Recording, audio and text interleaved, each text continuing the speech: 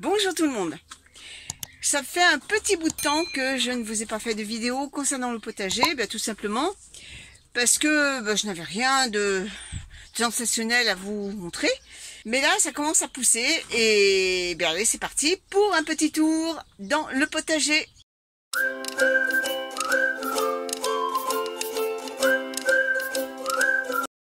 Alors on commence dans la serre. Donc j'ai tout ce qui est curcubitacées qui sont là, ici, prêtes à être plantées en pleine terre. J'attends encore un peu, les sunglasses vont arriver, donc prudence, je préfère les garder au chaud dans la serre. Ici j'ai les œillets de dinde, j'en ai repiqué encore quelques-uns, j'en ai encore en terrine, prêts à être repiqués. Ici ce sont des blettes et là nous avons les betteraves. Ensuite, là, j'ai encore un reliquat de laitue que je vais repiquer en godet individuel. Et ici, ce sont toutes mes tomates. J'en ai là et on pivote. J'en ai ici. Donc, elles se sont bien développées. Elles n'attendent plus qu'à mettre le nez dehors. Là, ici, vous voyez, j'ai encore quelques œillets de dinde que je vais repiquer en godet individuel. Là, j'ai refait un semis de rouge grenobloise. Et là, aujourd'hui, j'ai semé du basilic en pot, comme ça, ça me permettra de planter carrément la motte à un endroit du potager. Et ici, j'ai encore des laitues que j'ai repiquées récemment dans leur godet individuel. Maintenant, nous passons à l'extérieur. Côté fraises, ça commence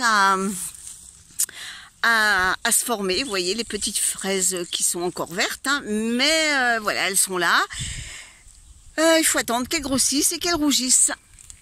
J'espère que on va en avoir beaucoup. Alors, je vous emmène dans le potager. Ici, nous avons les pommes de terre. Alors, j'ai remis un tunnel puisque nous avons eu une vague de froid.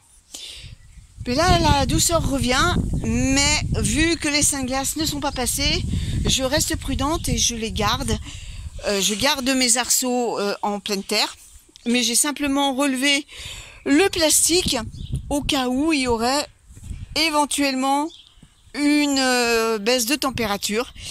Et ici, je les mets sous, vous savez, les modulos.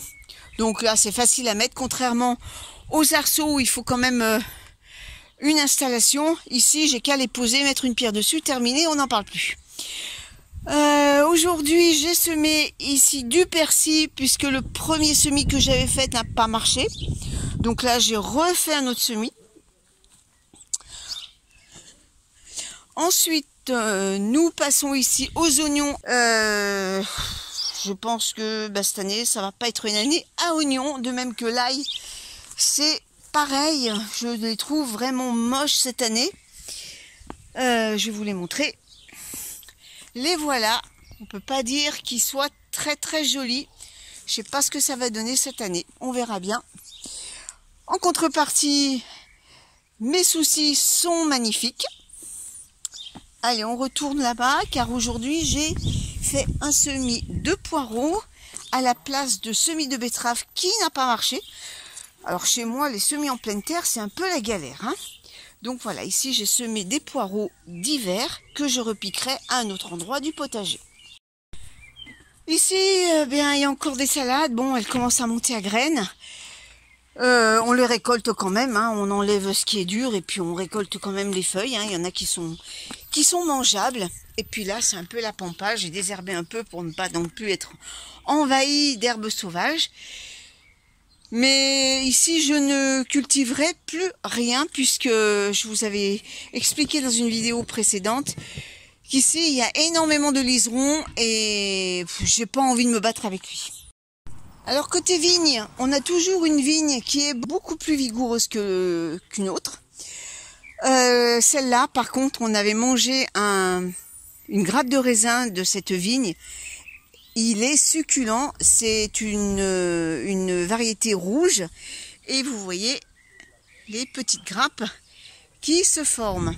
Alors j'espère que cette année on en aura un peu plus qu'une.